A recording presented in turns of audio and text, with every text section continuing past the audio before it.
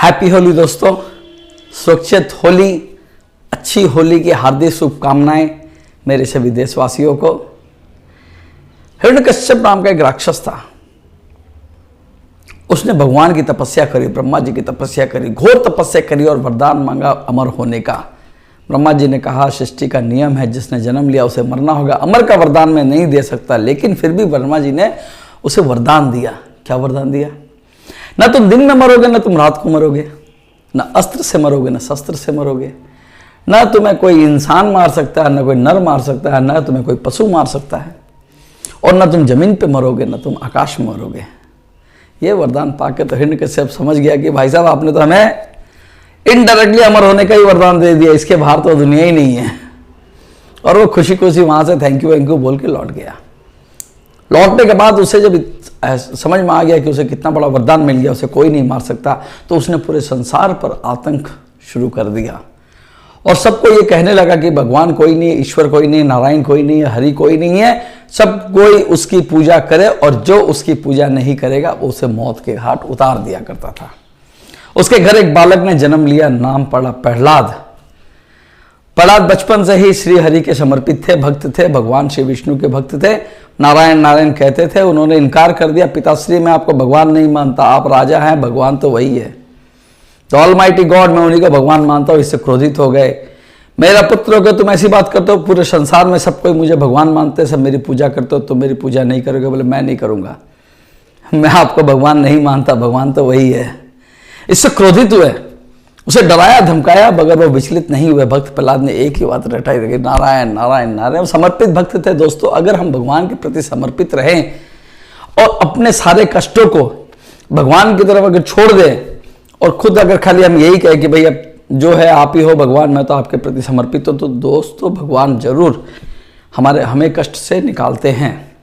मगर समर्पण में विश्वास होना चाहिए। विश्वास बिना समर्पण नहीं, समर्पण बिना भक्ति नहीं। और भक्ति होने के लिए आपको गिरवा वस्त्र धारण करना पड़ेगा और साधु महात्मा बनेगा, ऐसा कुछ नहीं है। आप कोट टाई पहन के भी भक्ति दिखा सकते हैं भगवान के प्रति। और भक्ति दिखाने के लिए आपको 60 साल के बाद ही, आप रिटायरमेंट की एज में ही आपको भगवान के शरण में जाना है, ऐसा भी नहीं है। यंग एज में भी भगवान की शरण में जा सकते हैं, क्योंकि लाइफ में चैलेंजेस तो दोस्तों उसी समय है जब कोई चैलेंज ही नहीं, उस समय भगवान के शरण में आप जाके करोगे भी क्या? जब आपको भगवान की असली जरूरत, उस समय भगवान के शरण में नहीं हो, और जब आपको जरूरत ही नहीं तब आप भगवान के शरण में जाके करोगे क्या? तो दोस्तों हमें समर्पण, अध्यात्म और भगवान के प्रति भक्ति तो शुरू से ही होनी चाहिए। उसकी कोई एज लिमिट नहीं होती है और उसकी कोई लाइफ स्टाइल लिमिट भी नहीं होती है। तो उसी तरह भगवान के प्रति समर्पित थे भक्त प्रहलाद। क्रोधित होकर राजा ने आदेश दे दिया कि इसे मार डालो, ये मेरे पुत्र कहना, लेकिन नागिन पूरा संसार मेरी पूजा करता है, लेकिन ये मेरी पूजा करने से इनकार कर रहा है, इससे मैं नाराज हूँ। सिपाहियों इसे मार डालो। सिपाहियों ने उसे सांपों के बीच छोड़ दिया। भगवान श्री कृष्ण, भगवान श्री हरि, भगवान श्री नारायण उसकी रक्षा के लिए थे, तो उसे कुछ भी नहीं हुआ, सांप ने नहीं काटा। पहाड़ के ऊपर से फेंक दिया, कुछ नहीं हुआ।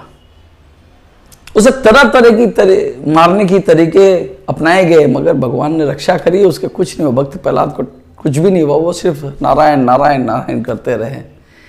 इसी बीच हिरण्यकश्यप की बहन होलिका आई और होलिका ने कहा कि अरे भैया आप इतनी सी समस्या के लिए इतना परेशान क्यों रखो, इसे मेरी गोद में बिठा के आग लगा दो चारों तरफ, मुझे आग से कुछ फर्क नहीं होता, अग्निदेव मुझे कुछ नहीं करते हैं, मैं बच जाऊंगी और जल के भस्म हो जाएगा। ऐसा ही किया गया, गोद में लिटा के उसे गोद में बिठाकर आग लगा दी गई। पता लगा आग बुझने के बाद में होलिका तो हो गई भस्म और भक्त प्रहलाद को कुछ नहीं हुआ। क्यों?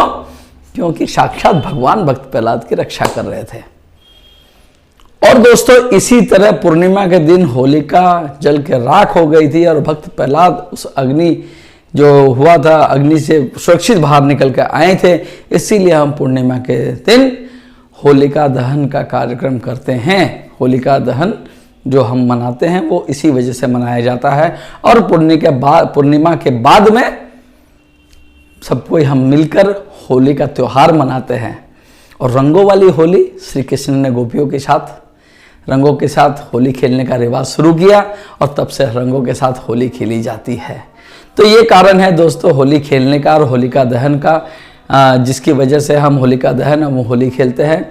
और उसके बाद में हिरण्यकश्यप को भगवान ने जो है नरसिंह अवतार लेके उसे अस्त्र न शस्त्र नाखूनों से दिन में न रात में शाम के समय गगन में न पृथ्वी में अपनी जंघाओं पर बिठाकर और नर न पशु नर सिंह, उसमें नर भी थे और सिंह भी थे, नर सिंह का अवतार लेके उसे मार कर उसका वध करके पूरे संसार को उसके आतंक से बचाया था।